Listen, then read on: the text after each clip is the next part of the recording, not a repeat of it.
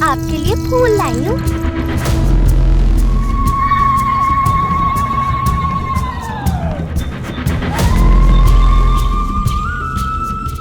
जहाँ मारते वहीं से खून निकाल लेते। दिल्ली पुलिस ने एजुकेशन मिनिस्टर है, किसने बता दिया उसे?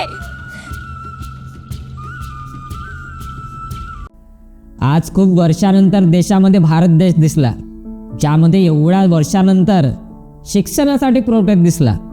विचार करा, त्यामध्ये कोणीतरी फूल धरून आले होते, कोणीतरी घरी न सांगता आला, ज्याले पोलिसाचे दंडे खाऊन चालता येत नव्हता, तो आपल्या आईला का सांगते, अहो आई मी तर ठीक आहो, तू काळजी नको करू. काय चूक होती ते 12 ते 15 वर्षाच्या मुलीची, जिच्या डोक्यावर दंडे मारले गेले. ते बिचारी पुन्हा उभी सुद्धा होऊ शकली नाही.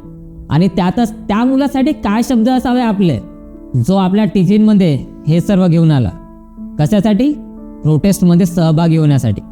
सर्व देशाने हा एक असा प्रोटेस्ट बघितला ज्यामध्ये पोलिसांनी मुलीची लाज नाही ठेवली. बहुत गंदी गंदी गालियां दे रहे, कह रहे prostitute आ गई शांतिवादी, तुम सारे कीड़े मकोड़ो, ऐसे करके मारा, मुझे गंदी गंदी गालियां दी. तिथेच तेवढ्या मोठ्या प्रोटेस्टमध्ये, तेवढ्या सगळ्या मुलांमध्ये मुलींनी स्वतःला सुरक्षित समजलं. आज मला गर्वानं म्हणावं वाटते, हो हे आमच्या देशातील स्टुडंट आहेत. तुम्ही इंस्टाग्रामवरचे स्टेटमेंट आहे का मुला मुलींचे, तेव्हा तुम्हाला समजेल की ग्राउंड रियालिटी काय आहे. आज पता नहीं कहाँ से जिम्मेदारी जाग गई है, सब हम लोग को बचा बचा के रखे हैं, ऐसे प्रोटेक्ट कर करके हम लोग को रखा गया, हम लोग का मुंह धुलवाया गया है.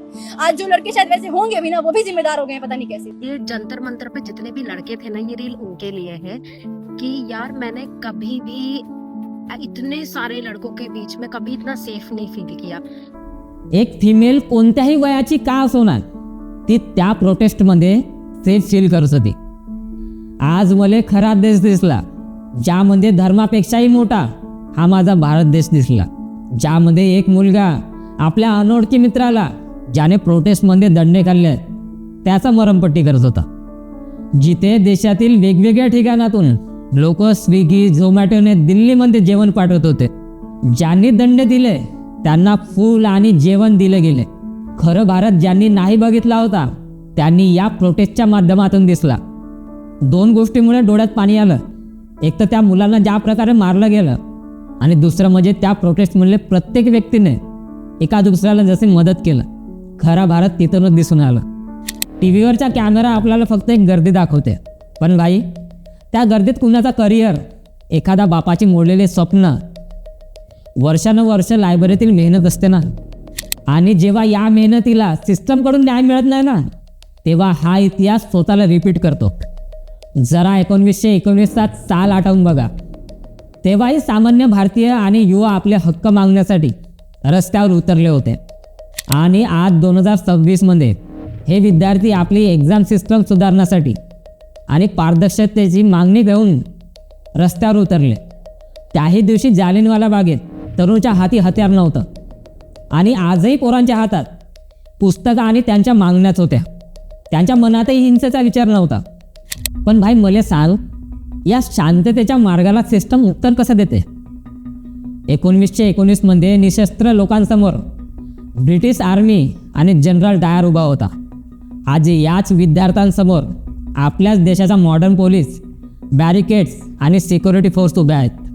तेव्हा सत्तेने लोकांवर डायरेक्ट गोळीबार केला होता, आणि आज सत्तेने आपल्याच विद्यार्थ्यावर फोर्सचा वापर केला. लाठीचार्ज आणि टिअर गॅस प्रोटेस्टमध्ये वापरले गेले. त्या पोलिसांना प्रोटेस्टमध्ये मुलांवर लाठी मारण्याचे नियम माहीत नव्हते का? या दोन्ही काळातील डार्क सीनमध्ये एक भयानक समानता आहे.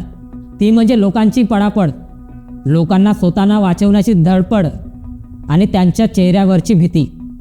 आजही गोंधळ पाहून आणि अफरातफरी बघून अंगावरचा काटा उभा होतो. थोड्या वेळासाठी मला सुद्धा समजत नव्हतं की व्हिडिओसाठी काय लिहावं आणि व्हिडिओवर काय बोलावं. जेव्हा मी त्या आईला बघितलं, ती आई जी बिमार असताना सुद्धा त्या प्रोटेस्टमध्ये आपल्या मुलाच्या भविष्यासाठी आली होती. हे सर्व बघून सुद्धा तुम्ही रूममध्ये बसून तुम्हाला वाटत असेल की माझा काय संबंध, मी थोडी एक्झाम देतो. तर भाई एक गोष्ट कायम लक्षात ठेवा, काल ते लोक होते, उद्या तुम्ही राहू शकाल. जर आज स्वतःच्या हक्कासाठी त्या विद्यार्थ्यांवर लाठी पडू शकते, तर उद्या नोकरीसाठी, टॅक्ससाठी किंवा रस्त्यांसाठी तुम्ही एक सामान्य नागरिक म्हणून जेव्हा रस्त्यावर उतराल तेव्हा तुमच्यावरही हा फोर्स वापरला जाऊ शकतो. हा प्रश्न आपल्या डोक्यात आला पाहिजे का? शेवटी देशही आपलाच आहे, सिस्टमही आपलीच आहे.